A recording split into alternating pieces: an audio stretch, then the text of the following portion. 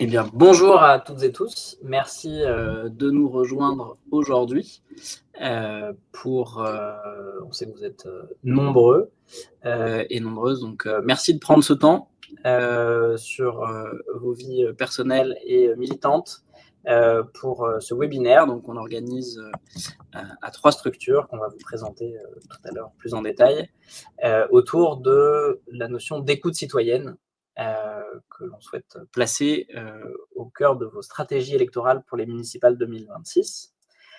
Donc pour ma part, je suis Valentin Chaput, directeur général d'Open Source Politics, et je vais vous introduire ce temps.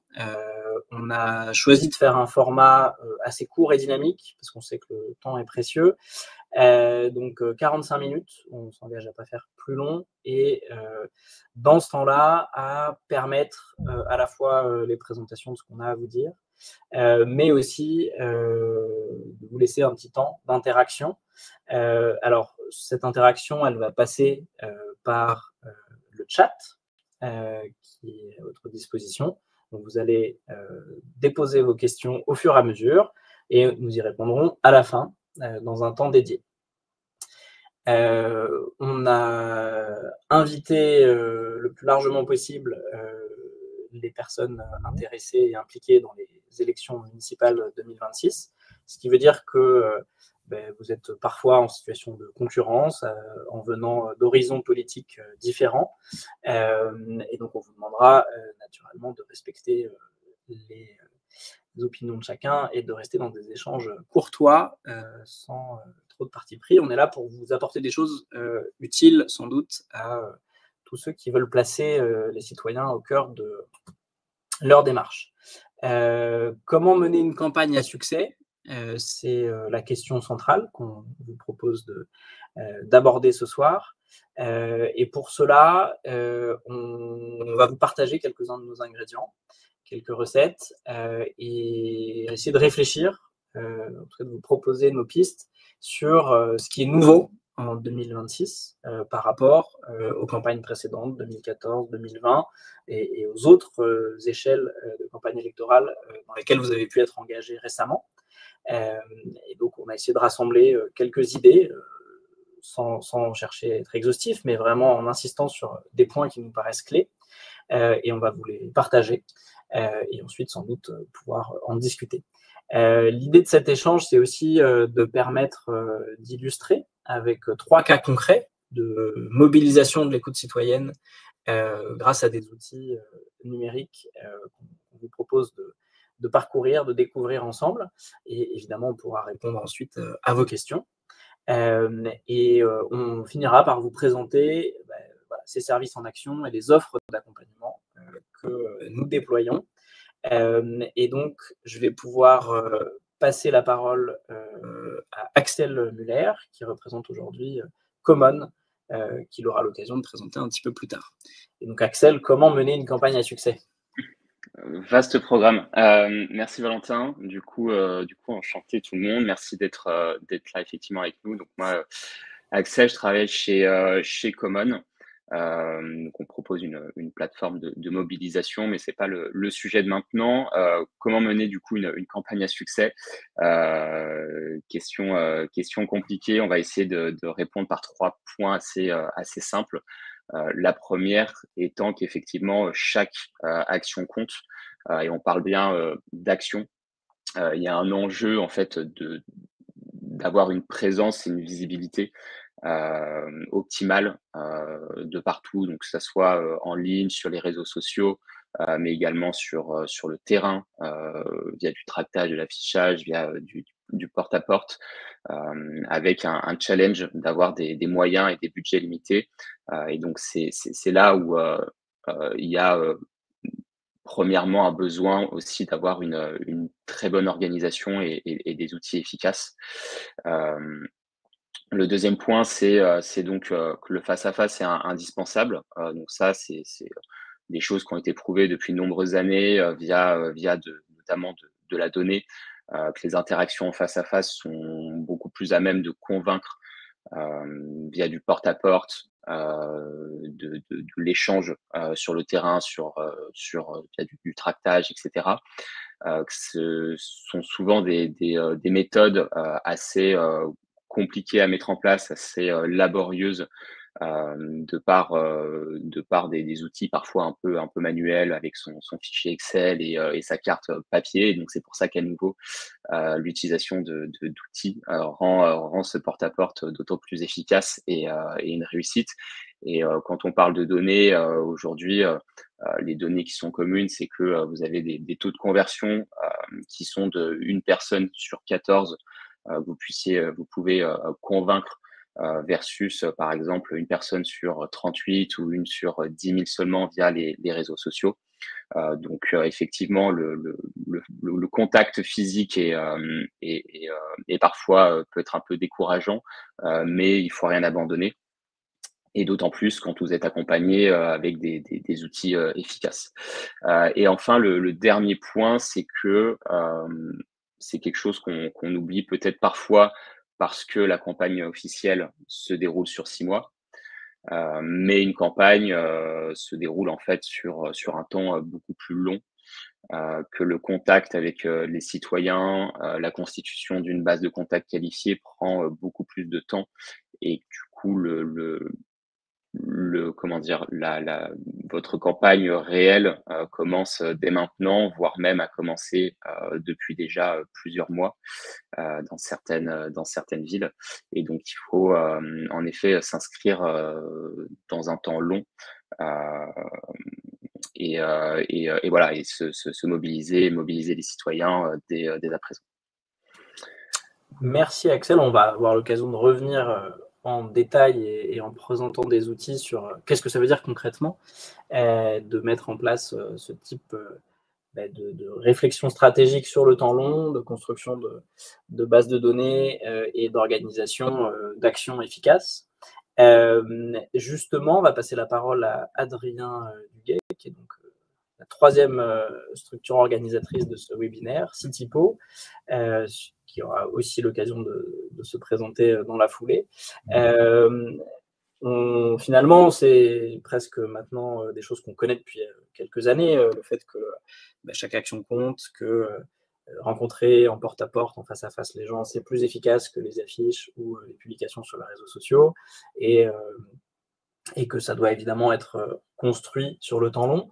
Par contre, il y a aussi des choses nouvelles à nos yeux en 2026, donc on te laisse la parole pour en partager quelques idées. Oui, écoute, merci Valentin, et puis bonjour à toutes et tous. Alors nous, de notre côté, on ne vous voit pas trop, mais si je m'en tiens aux différentes personnes qui ont répondu, je sais qu'il y a des anciennes connaissances et des nouvelles, donc ravi de vous voir ici pour ce webinaire municipal 2026. Merci aussi tout spécialement Open Source Politics et Common pour cette co-organisation depuis quelques semaines.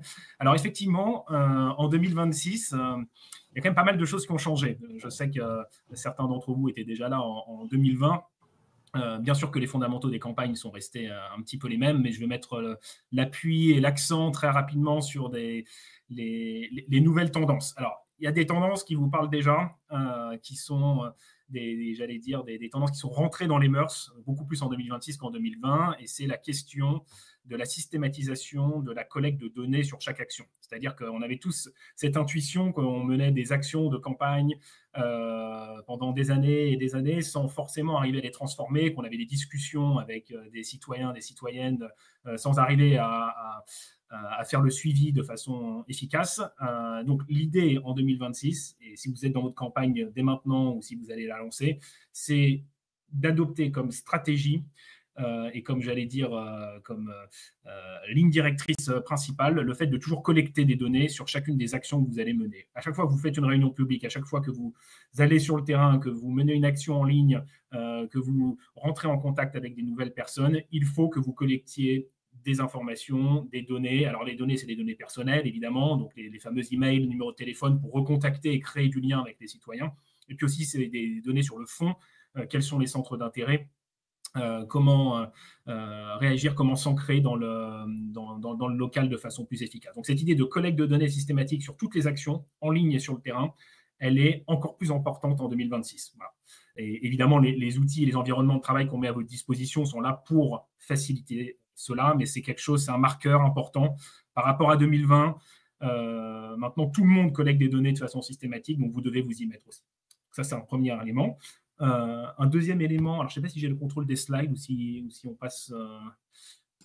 On est sur le deuxième slide. Super, le deuxième, voilà, génial. Là, vous avez un petit décalage d'affichage. Alors, le deuxième, évidemment, là, j'enfonce une porte ouverte. Vous l'avez forcément remarqué dans vos vies d'élus locaux, de candidats, d'élus de l'opposition, parfois, c'est que depuis 2020, il y a une multiplication spectaculaire des canaux de communication, c'est-à-dire des façons d'entrer en lien avec les citoyens, les citoyennes. À commencer, évidemment, on pense tout de suite aux réseaux sociaux. Hein. En 2020, les campagnes se faisaient sur Twitter à l'époque et Facebook. Et puis aujourd'hui, on a rajouté Instagram, TikTok, Mastodon, Blue Sky. Enfin, il y a un émiettement des canaux de communication sur les réseaux sociaux. C'est valable aussi sur les façons d'interagir hors réseaux sociaux, les messageries instantanées, pour ne parler que ces canaux en ligne. Et puis sur le terrain, les canaux traditionnels de communication, porte-à-porte, tractage, interaction personnelle, subsistent toujours. Donc là, la complexité qu'il y a en 2026, c'est d'arriver à être présent sur tous ces canaux de communication pour discuter avec un maximum de citoyens et de citoyennes et toujours avec, j'allais dire, en optimisant au maximum ces ressources. Donc ça, c'est une deuxième complexité. Et puis un troisième trend, une troisième tendance très forte en 2026, c'est évidemment l'arrivée depuis 2022, celles qui ont fait des législatives parmi vous le savent, mais c'est l'arrivée des outils d'intelligence artificielle. Avec deux angles très très précis, à la fois sur l'appui à la création de contenu. Donc là, ça va concerner vraiment vos contenus de campagne, vos tracts, vos communiqués de presse, vos actualités et tous les éléments de contenu que vous allez produire.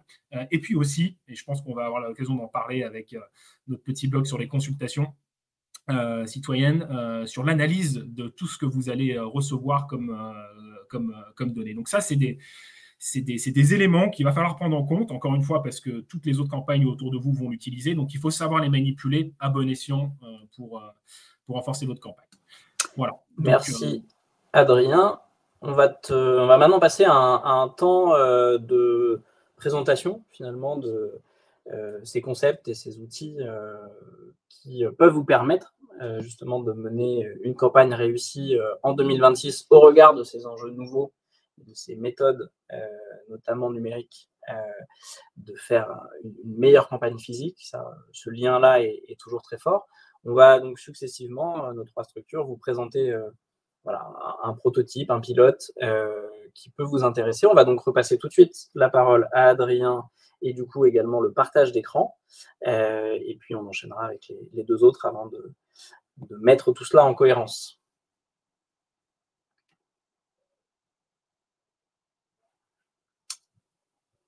Et on te laissera rallumer ton micro aussi, Adrien, au passage. Pour l'instant, ton micro est coupé. Et voilà. Bon, écoutez, vous le savez, vous ne le savez peut-être pas encore, chez CityPo, donc on est connu pour être une plateforme de communication pour le monde militant et un de nos objets, espaces de travail, environnement phare en période de campagne municipale, c'est ce que nous, on appelle les générateurs de sites militants. Alors, l'idée est la suivante, c'est que en 2026, en plus de tous les trends dont je vous parlais, lancer votre communication de campagne ne doit pas vous prendre de temps ou simplement un minimum de temps. Et lancer une communication de campagne, c'est quoi concrètement? C'est lancer un portail en ligne qui n'est pas un simple site de campagne, mais doit être conçu vraiment comme un portail d'engagement. On aura l'occasion d'en reparler. Moi, je fais la guerre, entre guillemets, aux sites vitrines qui sont lancés et qui ne servent plus à rien juste derrière, à part, j'allais dire, s'auto-congratuler. Donc non, aujourd'hui, on lance un site de campagne qui est un portail d'engagement.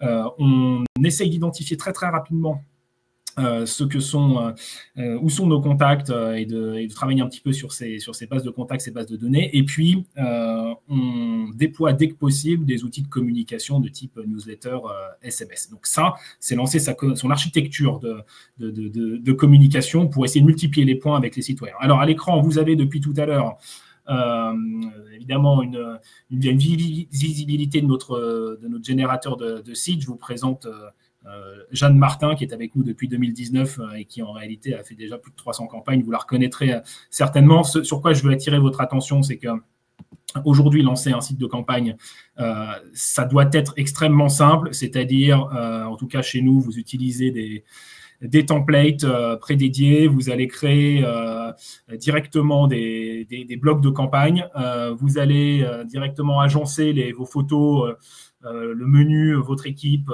et puis la présentation évidemment de votre programme. Nous, on a mis à votre disposition tout un ensemble d'outils assez directs qui permettent de créer, qui permettent aussi d'embarquer des contenus. Et là, je vais faire un petit clin d'œil aussi notamment à Common qui est ici. C'est que quand c'est sur les interfaçages entre produits, c'est quand vous créez un site que vous allez valoriser du contenu en ligne, et ben, dans le même moment, vous allez pouvoir embarquer des formulaires, des pétitions qui viennent notamment d'autres plateformes, notamment de Common, et puis des espaces participatifs qui viennent d'Open Source Politics.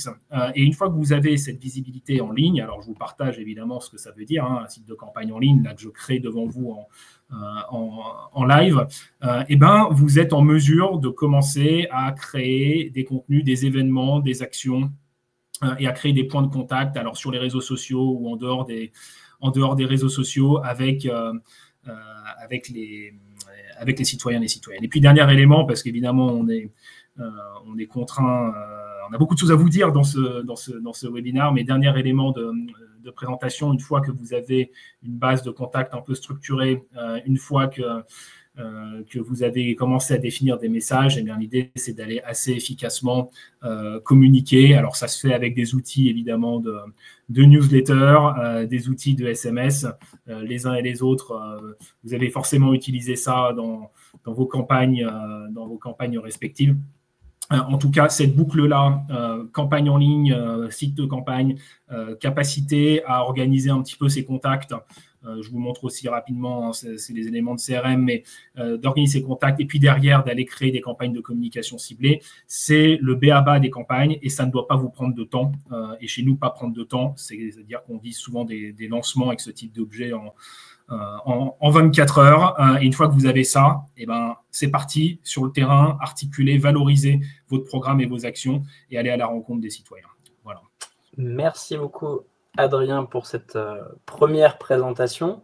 On va passer maintenant la parole à Bertille Mazari, qui est directrice conseil chez Open Source Politics et qui va vous présenter ce qu'on peut faire pour de l'écriture collaborative de programmes. Merci Valentin, bonjour à toutes et à tous. Du coup, aujourd'hui, je vais vous parler de la plateforme de participation citoyenne qui s'appelle Decidim, qui va vous permettre en fait de favoriser la participation citoyenne et la co-construction de programmes, comme le disait Valentin, avec les citoyens et pour les citoyens et citoyennes.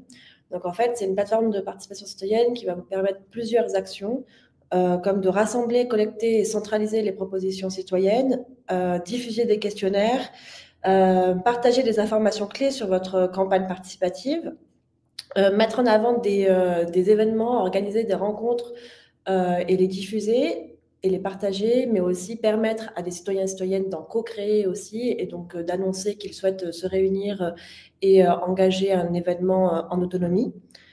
Présenter aussi des documents officiels de votre campagne et aussi, par exemple, organiser un tirage au sort pour sélectionner des membres de votre liste participative s'il y en a une. Donc ça, c'est un outil qui est assez complet, qui est très éprouvé depuis une dizaine d'années maintenant, qui est utilisé par des associations, des partis et des collectivités et ou institutions. Donc on a bien saisi les ressorts aussi qui favorisent la participation citoyenne. Donc, ce qu'on voulait vous montrer aujourd'hui, c'était cet espace qui vous permettrait d'organiser un appel à idées pour construire votre programme avec les citoyens et citoyennes, qui permettrait en fait de créer une dynamique d'engagement et de mobilisation et de fédérer autour d'un projet, tout en renforçant la transparence et la confiance envers les concitoyens et concitoyennes qui pourraient être coporteurs et coporteuses du projet. Cette plateforme vous permettrait aussi, donc là c'est vraiment toute la vocation de la plateforme, d'améliorer le lien aussi et la communication entre les entités qui prennent part à l'organisation. Donc vous allez pouvoir communiquer de différentes manières et interagir tout en déposant vos idées. Donc, je vais vous montrer ici la fonctionnalité proposition qui vous permet en fait à vous, à l'instance, à l'entité organisatrice, mais aussi aux citoyens et citoyennes de venir déposer des idées pour co-construire le programme. Donc ici, on est dans la boîte à idées. On va pouvoir déposer une proposition en cliquant sur le bouton Nouvelle proposition. Et la personne, l'utilisateur ou l'utilisatrice va pouvoir du coup compléter un formulaire très rapide de quelques champs qu'il va soumettre en fait au public sur la plateforme et qui va être visible par tous et toutes. Donc vous les retrouvez ici, on en a fait un exemple de 11 propositions citoyennes. Si vous en avez beaucoup, il n'y a pas de souci, c'est assez interactif et dynamique, donc vous pourrez les filtrer selon des filtres de catégorie ou de cartographie, de position géographique. Donc là, par exemple, si je souhaite regarder une proposition citoyenne sur la culture et vie associative, je vais pouvoir retrouver une proposition sur l'augmentation de l'offre culturelle de la ville pour les jeunes, qui va m'afficher le détail sur laquelle les citoyens et citoyennes vont pouvoir réagir, donc mettre des likes et des dislikes et pouvoir commenter, avoir un fil de discussion interactif sur la proposition qui a été déposée. On peut aussi également envisager le fait de pouvoir voter pour une proposition, si elle doit, oui ou non, figurer sur le programme, et donc choisir de favoriser l'adoption majoritaire pour l'une ou l'autre des propositions pour qu'elle soit adoptée. Je crois que j'ai fait le tour principal de la boîte à idées. On pourra y revenir si vous avez des questions. C'est ça. Alors, l'idée, c'est qu'effectivement, on a un temps contraint, donc on fait des démonstrations courtes. C'est toujours un défi de faire des démonstrations en 3 minutes. Mais jusque-là, on a réussi avec Adrien et Bertille. Évidemment, on ne vous montre qu'une partie de ce que chacun des outils peut faire, mais c'est aussi une mise en bouche. Et à ce titre, Axel va terminer ce tour de présentation en montrant un usage qui est l'utilisation de la donnée pour mettre en place une stratégie de ciblage territorial sur Common. En effet, merci Valentin. Donc du coup, Common, pour rappel, nous, on est ce qu'on appelle une plateforme d'action et de mobilisation. Donc on accompagne aujourd'hui plusieurs centaines d'organisations, de candidats, d'élus, de partis politiques, de mouvements citoyens à engager et mobiliser les citoyens. Notre plateforme va s'articuler autour de 3 grosses briques de fonctionnalités. On va se concentrer sur la partie données, mais brièvement, vous avez une partie mobilisation qui vous permet d'aller collecter et qualifier des contacts, que ce soit sur le terrain ou en ligne. Une deuxième brique de fonctionnalité qui est une base de contacts, CRM pour ceux ça fait écho cet acronyme-là, qui vous permet de gérer donc une base de contacts et de pouvoir communiquer avec elle, de pouvoir la filtrer, de la segmenter. Et enfin, cette dernière brique qu'on va voir ensemble aujourd'hui, qui est cette partie cartographie et data, en sachant que chacune des briques sont interconnectées les unes avec les autres. Et donc, en se focalisant sur cette partie data, l'enjeu va être, en effet, comme disait Valentin, de réussir à faire un ciblage très précis, un ciblage territorial très précis. Je vais prendre un exemple d'une ville d'une taille moyenne, par exemple Meyzieux. Donc vous allez avoir les différents découpages administratifs. Si je me mets à l'échelle ici de la commune, on va pouvoir afficher différents types de données, donc de la donnée électorale, démographique, socio-économique, de mode de vie. Ce qui est intéressant, c'est de pouvoir avoir une visibilité sur l'intégralité des résultats électoraux, et ce, globalement, sur les 10 dernières années. Chose à noter, pour la particularité notamment des élections municipales, donc ce qu'on mentionnait, c'est qu'aussi c'est des élections très terrain, et où chaque voix compte. Si on prend le cas donc de cette commune, on voit qu'autour d'eux, l'élection s'est jouée à 138 votes, 138 voix, donc d'où l'importance de mobiliser ces électeurs, parce que voilà, parfois ça se joue qu'à quelques dizaines de voix. Et donc sur cet outil-là, vous allez pouvoir avoir la visibilité à l'échelle des bureaux de vote de l'intégralité des résultats sur les élections passées, pour pouvoir voir également les tendances depuis la dernière élection, depuis les dernières municipales par rapport aux dernières élections, des informations sur les taux d'abstention, des résultats par nombre de voix en valeur absolue, pourcentage d'exprimés, etc. De la donnée, sans rentrer dans le détail, démographique avec des notions d'âge moyen, densité de population, tranche d'âge, des données en fait INSEE. Également des données socio-économiques avec des informations sur les différentes catégories socio-professionnelles, des informations sur le chômage, des études et formations, et enfin des données de mode de vie. Donc là, des informations très liées à des problématiques de vie des différents quartiers, donc que ce soit des distances à certains services.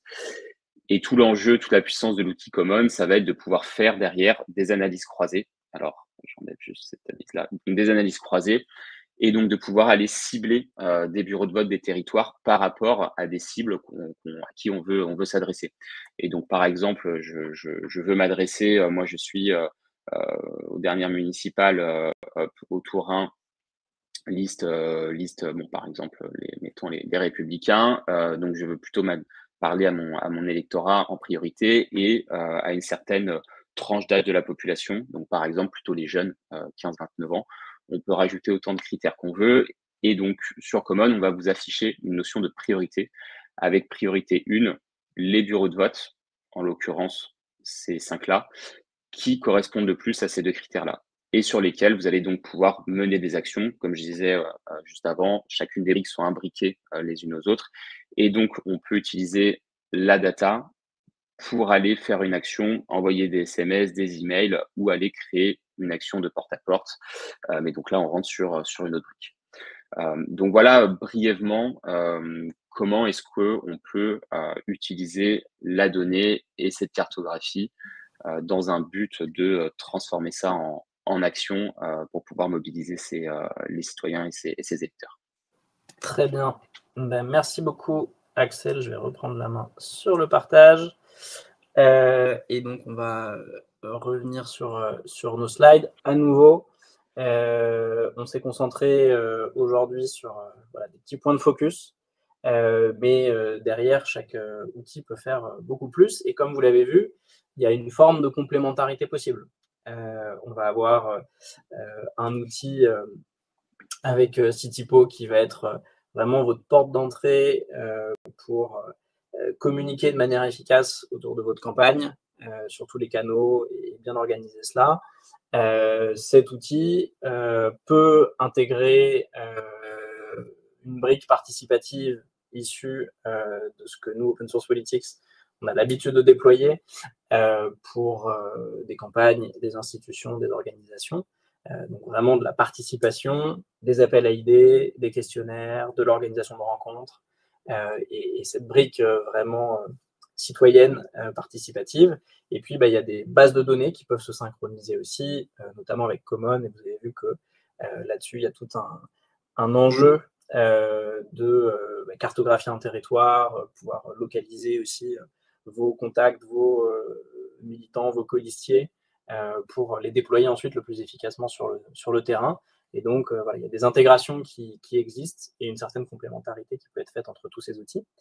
N'oubliez pas qu'on va passer dans quelques instants donc, sur une phase de questions en nous basant sur ce que vous avez écrit dans le chat. Donc, n'hésitez pas à nous soumettre quelques questions.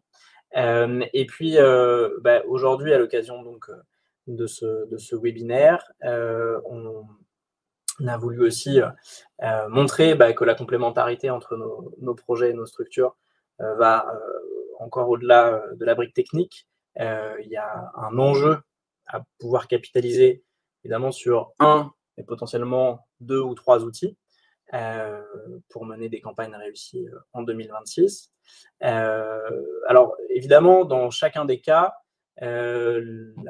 l'utilisation des outils peut dépendre un petit peu du volume d'utilisation, de la taille de votre municipalité, de votre ville, et donc de la campagne que vous allez mener ensuite. Mais ce qu'il faut comprendre, c'est que chacun des outils dispose d'une offre de base qui peut partir à 1 200 €. Et quand on donne ce prix, c'est à partir de maintenant jusqu'à l'élection. Donc, rapporté à une année, ça fait à peu près une centaine d'euros par mois.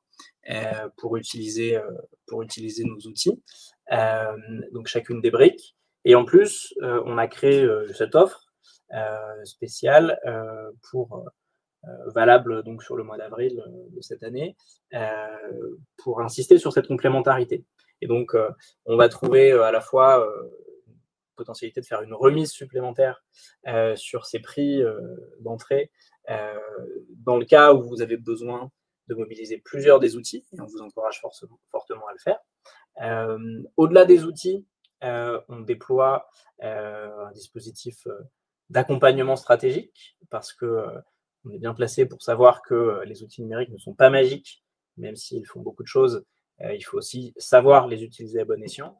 Toujours une fois, dans le cadre de campagnes qui sont courtes, intensives, et vous n'avez pas forcément énormément d'énergie à y consacrer et de temps. Donc pour ça, on a tout un programme de formation et d'accompagnement en plusieurs étapes pour vous accompagner jusqu'à l'année prochaine, et on souhaite pour vous un succès. Et puis dans le cas de Common, il y a une logique un peu double entre d'un côté l'accès à l'outil et de l'autre une licence pour accéder à toutes les données qui sont intégrées dans l'outil et qui tournent. Et donc là, l'offre de Common en plus rajoute du coup une remise sur l'achat de cette licence data qui va devenir en complément. On peut donc à partir de là répondre à vos questions. Je crois que la première question, elle portait tout simplement sur le partage de ces informations et de cette présentation au-delà du webinaire. Donc évidemment, cet échange notre présentation est enregistrée, donc déjà vous pourrez la revoir, la diffuser autour de vous. Et d'autre part, on a préparé donc cette petite présentation avec une version augmentée qui vient proposer plusieurs slides qui documentent chacune des solutions qu'on vous a présentées. Donc vous aurez tout, et même un peu plus que ce qu'on a partagé à l'écran, qui vous seront envoyés donc, dans les prochains jours sans difficulté à tous ceux qui étaient inscrits. Ensuite, on a donc une première question sur ce qu'on a pu dire. Quelqu'un qui nous dit « Je coordonne plusieurs candidats aux élections sur mon territoire. Avez-vous un outil pour générer les textes des professions de foi, à partir par exemple du programme de la liste, quelques infos sur le candidat, sur le maire sortant ?» Et je pense que cette question est pour Adrien. Merci Valentin, et puis merci François pour cette question. Alors, autant il y a 1 an ou 2 ans, je vous aurais dit c'est strictement impossible, autant aujourd'hui la réponse est effectivement oui. Et en particulier, donc nous on fait ça chez Citipo dans le cadre de notre programme Citipo IA. Voilà, ça ne vous étonnera pas. Donc l'idée est la suivante, c'est que pour ces municipales 2026, on est en train d'étendre à nos utilisateurs la possibilité de faire tourner une IA sur les contenus qu'ils mettent sur Citipo. Alors, en fait, les contenus de sites de campagne, c'est comme vous le mentionnez, c'est à la fois des professions de foi, des éléments, des candidats, de listes, etc. Plus vous avez de contenu, plus c'est efficace. Et donc, oui, c'est effectivement possible de générer alors, les grandes lignes de votre profession de foi sur la base de ce que vous avez déjà fait. Ça marche encore mieux si vous avez fait un certain nombre de campagnes précédentes, si vous êtes en capacité, si vous avez gardé tous vos contenus des campagnes précédentes. L'idée, c'est quoi? C'est de vous permettre de gagner 80% du temps nécessaire à la rédaction de ce type de document et de vous concentrer sur les 20% qui changent, les 20% qui sont d'actualité, qui sont en 2026. Cela étant dit, pour faire aussi le lien avec le travail, par exemple, d'open source politics et des consultations, j'allais dire que, alors ça n'a pas encore été testé, mais on est aussi en capacité d'intégrer ou de créer des documents sur la base des échanges, des consultations que vous avez pu mener pour venir enrichir votre profession de foi, votre programme de campagne. Dernier élément, pour être très concret, ça pourra donner lieu de discussion future évidemment, mais à noter que pour les utilisateurs de Telegram, nous avons mis en place un bot IA Telegram directement lié à votre compte CityPo. Donc concrètement, ça veut dire quoi? Ça veut dire quand vous êtes en train de faire une action de terrain, une réunion publique, vous partagez sur ce channel Telegram, sur ce bot, des éléments de ce que vous êtes en train de faire, par exemple quelques notes sur votre réunion publique, ce qui s'y passe, une ou deux photos. Et automatiquement, à partir de ces éléments, on vous pré-génère des brouillons d'actualités à poster sur votre site de campagne et ou de newsletters à envoyer. Comme ça, quand vous revenez le soir et que vous vous posez devant votre espace CityPo, vous avez déjà ces éléments-là. Donc voilà, donc la réponse est oui, François, et puis ravi évidemment d'en discuter plus avant. Merci beaucoup. On a ensuite plusieurs questions qu'on va regrouper pour Common. Et donc pour Axel. La première, c'est qu'est-ce que contient exactement votre base de données? Quel est ensuite le prix de cette licence data et peut-être sa progressivité? Qu'en est-il pour la Suisse? Est-ce que vous avez aussi des données sur la Suisse? Et ensuite, comment ces données sont-elles mises à jour? Et quelles sont les sources de ces données? Alors, mince, c'est vrai que j'ai toujours mon écran. Donc, du coup, qu'est-ce que je voulais dire? Donc, oui, pour répondre aux questions, donc, les données, alors si on parle des données de la cartographie que j'ai affichée, donc on parle de données anonymes, ce sont des données qui proviennent de DataGouv et de l'INSEE. Ensuite, il y a une gestion CRM, base de contacts, où là, vous allez gérer vos propres contacts. Et dans ces cas-là, vous pouvez importer la liste électorale, par exemple. Et en revanche, email, numéro de téléphone, ça, ce sont des données justement qui sont allées récupérer sur le terrain. Avec une possibilité, via un partenaire, éventuellement, de pouvoir faire de la location de bases de données. C'est des choses qui sont possibles. Le prix de la licence data va dépendre en fait du nombre d'habitants que vous avez sur une zone. Ça commence à 770 € TTC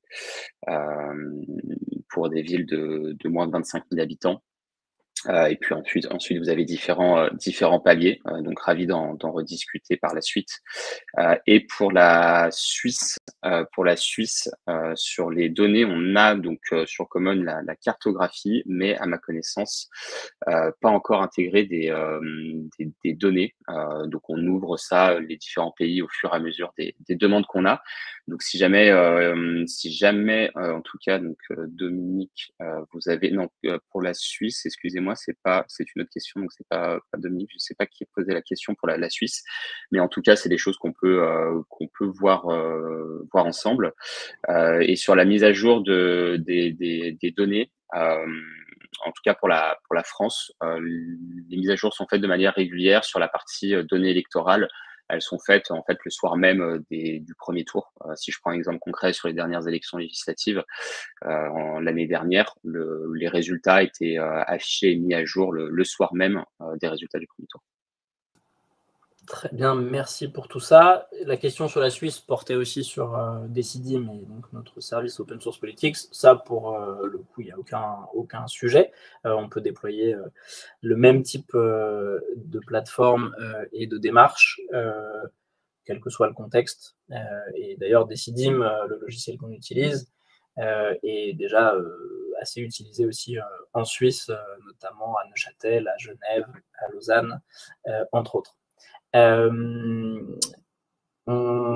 Quelqu'un a remarqué avec effectivement pas mal de précisions que la date qu'on a indiquée n'existe pas, donc il n'y a pas de 31 avril, ça s'arrête à 30.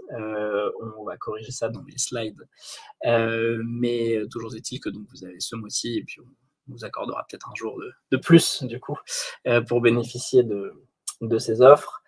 Et notamment, par exemple, vous voyez avec ce que disait Axel que si vous bénéficiez de 50% sur ce forfait data, ça peut quand même représenter des économies importantes, et surtout si vous mettez bout à bout à nouveau l'utilisation de plusieurs plateformes et que vous réduisez le coût grâce aux remises simulées. Est-ce qu'on avait d'autres questions? Je crois que c'était à peu près bon. Est-ce qu'il vous en reste? On peut encore en prendre une ou deux.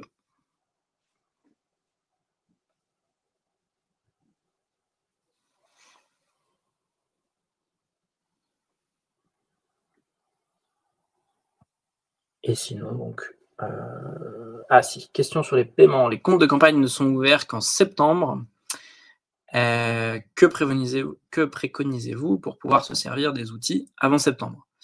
Alors là, la réponse est peut-être propre à chacun, on ne s'est pas synchronisé sur ce point-là, mais toujours est-il que dans notre cas, les offres peuvent évidemment donner lieu à un paiement échelonné et décalé dans le temps, évidemment après l'ouverture des comptes de campagne. Je ne sais pas ce qu'il en est sur les autres services, mais pour Open Source Politics, en tout cas, c'est le cas. Donc, c'est effectivement en fin d'année. Ouais. C'est effectivement la même chose de notre côté, et j'allais dire, c'est un peu à la fois l'état de l'art de ce qui se fait en période de campagne, et puis en tant que prestataire de campagne, on s'y est aussi, entre guillemets, résigné sur votre insistance générale. Et donc oui, pas de souci pour échelonner les paiements, et j'allais dire... Ce qui se fait par exemple de notre côté, c'est soit de repousser à l'ouverture des comptes de campagne, soit de diviser les paiements pour que ce soit acceptable sur vos budgets dès maintenant, et puis le reste sur la campagne quand cela s'ouvre. Voilà. Et je rejoins mes camarades sur le fonctionnement. Donc bien les coûts sont bien intégrables dans les frais de campagne. Et je crois que Dominique, du coup, restait interrogatif sur les données personnelles. Il y en a ou pas dans Common. Les seules données personnelles qu'il y a sont celles que vous-même vous importez sur votre plateforme.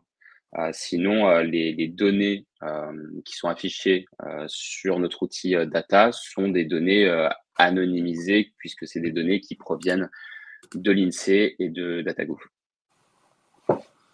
Tout à fait. Donc, ce qu'on a montré, notamment tout à l'heure, c'est des données publiques qui sont donc réimportées, réutilisées.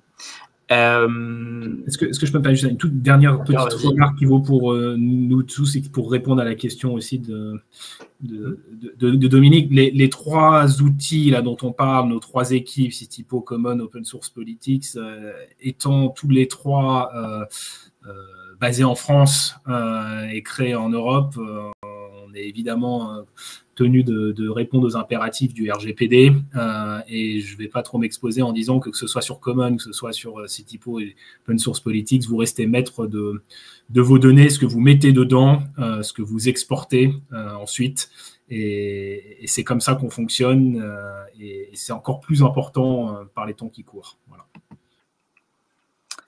Très bien. Eh bien, on va arriver au terme de ce webinaire.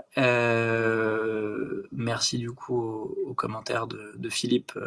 Merci qui est déjà doublement compris par Common. On vous invite à faire de même à tester chacun de ces outils. Et à prendre l'option data du coup. Et à prendre l'option entre parenthèses. On vous remercie donc à nouveau. On va pouvoir vous communiquer tous ces éléments. On enverra par mail à tous les inscrits ce support de présentation.